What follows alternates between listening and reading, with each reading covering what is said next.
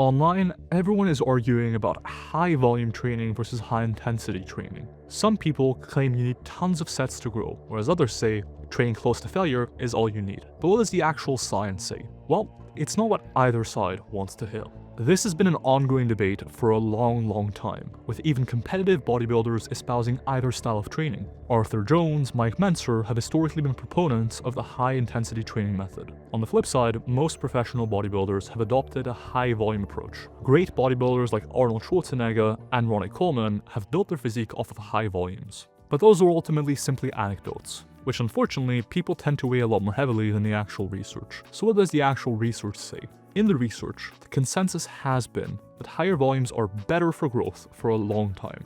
But on social media, and especially on TikTok, the low-volume, high-intensity training approach has gained popularity. Their argument is simple, it's that you can't recover from higher volumes. They'll often cite research showing that doing only a few sets takes about 48 to 72 hours to recover from, and that therefore higher volumes aren't recoverable. They'll argue that most of the additional growth comes from muscle swelling or edema. The idea of muscle swelling is simple. After a workout, your muscles retain some amount of swelling in the subsequent days. And so they'll argue that the measurements of muscle hypertrophy in these studies are confounded by muscle swelling, since the measurements are only taken 2 or 3 days after the last session. So both sides have arguments that are seemingly predicated on the research. So who's right? Let's review the research. A high volume approach usually refers to doing more than about 10 to 20 sets per muscle group per week. The biggest study to date on volume is a meta-analysis by Pellon and colleagues, looking at over 40 studies on training volume. They found a positive relationship between volume and hypertrophy, all the way up to 30 to 40 fractional sets per muscle group. Importantly though, the benefit was diminishing, so every additional set performed across the week gave you a smaller and smaller benefit to your muscle growth, although there still was a benefit. Now I know you're saying, 30 to 40 sets? That sounds absurdly high. Well, it's important to note that they counted sets in a fractional fashion. Fractional counting simply counts different movements for different muscle groups. For example, a back movement wouldn't just count as one set for your back, but also as half a set for your biceps generally. So while 30 sets for your biceps might sound like a lot, when you account for back work, even some side delt and rear delt training, oftentimes it is only 10 to 20 direct sets of curls per week. Importantly, this positive relationship between doing more volume and seeing more muscle growth was robust to a variety of variables. And this addresses many of the critiques people bring up against high volume training. They'll argue that higher volumes only work if you're taking super short rest times, or that higher volumes only benefit you for a few weeks or for a few months and then your muscles grow desensitized and you're not making as many gains anymore, or that you can train with both high volumes and close to failure at the same time and still benefit. A subgroup analysis found that the relationship between volume and hypertrophy was true whether looking at longer rest times or shorter rest times. Likewise, higher volumes weren't just effective for a few weeks. In fact, the benefit became larger when looking at longer study durations up to around 20 weeks. Similarly, even when participants trained to failure, the benefit was still there. And finally, while it's often claimed that beginners, for example, don't benefit from higher volumes, the positive relationship between volume and hypertrophy was true whether looking at studies on beginners or on trained participants. To give you an example of just how intense this volume research gets, here's the Ennis study. In the Ennis study, participants trained their quads with either 22 sets of quad training per week on average, 32 sets of quad training per week, or 42 sets of quad training per week on average. This included 2 weekly sessions, where on average they were doing 21 sets of quads in a single session. Something like 7 sets of squats, 7 sets of leg press, 7 sets of leg extensions in one session. And yet, these trained participants still benefited from doing this insanely high volume for their quads. However, just because the research suggests a positive relationship between volume and hypertrophy doesn't mean there aren't limitations, and here are a few of them. First, often these studies only look at a single or 2 muscle groups at once, and so it is unclear whether the volume is recoverable globally. Meaning sure, maybe you can do 30 weekly fractional sets for maybe your chest and triceps at once, but what if you did 30 fractional weekly sets for every single muscle group in your body at the same time? Could you still recover then? The answer is we don't fully know. We do have some studies that have looked at something like this. For instance, the Brigado study had participants doing close to 200 total sets across the week, and they still saw a benefit of higher volumes. But it does remain a bit of a question mark. However, high volume training has even more limitations, practically speaking. It's time consuming and the benefits are diminishing.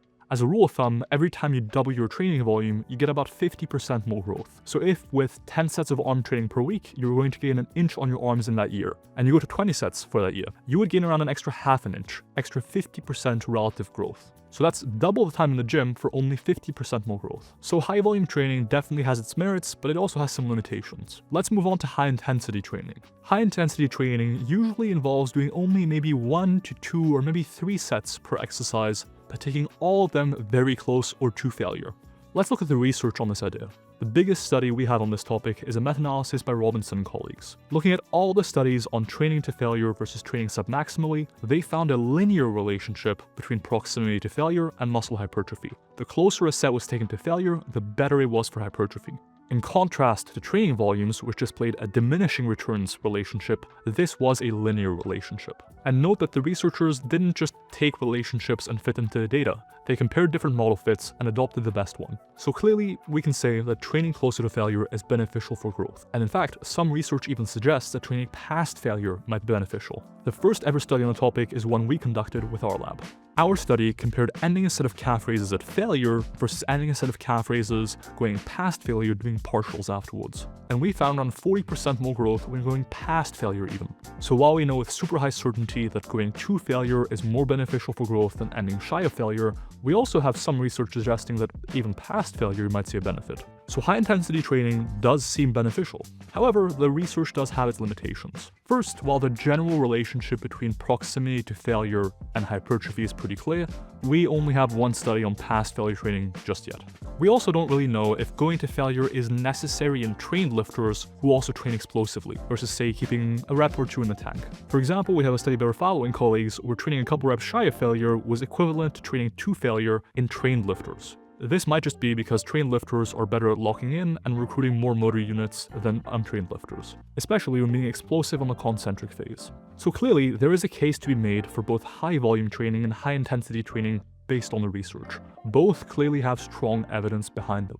Before I go into which approach I would recommend, a brief word from today's sponsor. If you want your training built around those exact principles, progressive overload, maximizing stimulus based on recovery, and exercise selection tailored to you, that's exactly what my app, MyoAdapt does. It's a science-based training system that adapts automatically to your progress, so you're never guessing whether you're doing enough. You can start a free 2-week trial today using code WOLF at myoadapt.com. If you'd like me to coach you directly, you can book a free call in the description to see if we're a good fit. And finally, big thanks to Rascal Apparel for providing me with the best gym clothing in the industry. You can use code MILO for 10% off, and it directly helps support these videos. So, which approach do I recommend? Well, truth be told, we don't quite know which approach is best for hypertrophy yet. You see, research usually aims to standardize everything but one variable between groups to isolate the impact of that variable, because otherwise it's difficult to tell what caused the change we're observing. For example, we recently ran a study in trained lifters comparing doing just 1 set per exercise either to failure or keeping a couple reps in the tank. Our study found that both groups grew muscle, but taking that set to failure generally increased hypertrophy. However, this study can't really tell what would have happened if we had a third group that did higher volumes to 2 reps in reserve versus 1 set to failure, where both volume and intensity were different. The interaction between these two important variables is difficult to predict because we don't have that much research on it. And because we don't have much research on it, it's why I get frustrated when someone claims an approach like high intensity is better to high volume, or vice versa, because both clearly work. And here's the truth, you probably want to train with both high volume and high intensity for your best gains. For example, that meta-analysis I mentioned earlier by Powell and colleagues looking at the effects of volume on hypertrophy performed a subgroup analysis looking exclusively at studies that trained to failure versus not to failure. And even in the studies which trained to failure, higher volumes were beneficial, suggesting you can combine high volumes and high intensity and grow more muscle than if you trained with high intensity but lower volumes. Now you might be saying, what about my recovery? Wouldn't training with both high volumes and high intensity be too difficult to recover from? My honest opinion, and we need more research on this for sure, you probably don't need to worry about it. For one, as I mentioned earlier, we have some studies where participants train with high volumes close to failure. In that study by Brigado and colleagues, for instance, they did close to 200 sets per week in total, close to failure. In that study I mentioned by Ennis and colleagues earlier, they performed 42 average weekly sets for their quads, pretty close to failure, and still benefited. There's also been studies in the past looking at daily 1-rep maxing protocols, where participants still didn't usually overtrain. Likewise, Bell and colleagues performed a scoping review of all research on resistance training and overtraining and found that overtraining is exceedingly uncommon. Now, obviously, in your own training, always adjust based on your performance. If your performance is getting worse week to week consistently, that's a sign that you're overreaching and might be dipping into overtraining. At that point, you likely want to reduce your volume and or your proximity to failure. But you can very likely recover from more than you think. And that brings us back to one of the most powerful, documented, anecdotal trends in bodybuilding. More is more. Both training with higher volumes and training to failure benefit growth. A lot of the biggest bodybuilders across history did both at the same time. And keep in mind, nearly all studies looking at volume do have participants train to failure while performing higher volumes. More is simply more. However, you can overdo it. And mistakenly, I think, most people gauge their recovery using soreness. However, soreness may not be the best indicator of your recovery. Instead, use performance. How much could you lift last week versus this week? If it's the same performance or it's improved from last week to this week, you can likely up the dose, whether that means increasing volume or increasing proximity to failure. So, when is a higher volume but lower intensity approach better? If you have time for it and enjoy the process of training for a long time in the gym, or if you can't push to failure due to an injury or safety concerns. You also need to be okay with chasing diminishing returns, because that relationship between volume and hypertrophy isn't linear. It diminishes with each additional set. Who's best suited to high intensity, low volume approach? I think if you enjoy locking in for a single or 2 sets per exercise,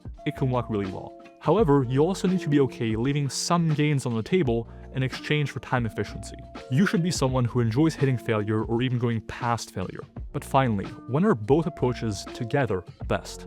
In my opinion, although we do need more research on this, if you want your best gains, this is the approach to take. You do need the time for high volumes, and you need to be willing to chase diminishing returns by doing higher volumes, spending more and more time in the gym. You need to enjoy both training hard and being in the gym for a long time. You also need to have generally decent recovery at least, and can therefore afford to do both at the same time. The only way to find out whether that's true is to look at your performance in the gym and gradually increase volume and proximity to failure. But here are my recommendations. If you're short on time or motivation, push close to failure and do as much volume as your time allows. Even as few as 4 sets a week per muscle group is sufficient for growth when at calorie maintenance if you take those sets close to failure. For maximum muscle growth, I would recommend to do as much volume as close to failure as you possibly can. You can specialize on a few muscle groups at once or train everything evenly. If you choose to specialize, you will find it easier to take those target muscle groups to 30 to 40 fractional weekly sets per week and train those sets very close to failure. So if you really care about certain muscles, take a specialization route. Otherwise, as a default, I would recommend training everything evenly. So for your best overall growth, you want to train every muscle group with the highest average volume you can tolerate without chasing those really incremental returns. Regardless of all of this, pay attention to your performance in the gym as your North Star of how to adjust training week to week. As for my personal approach, my motivation kind of varies week to week, but I get 5 workouts in every single week. I do as much volume as I can every day given my time constraints. I take every set I can safely take beyond failure until I can't move anymore out of the stretch position. Thank you for watching, and I'll see you in that next one.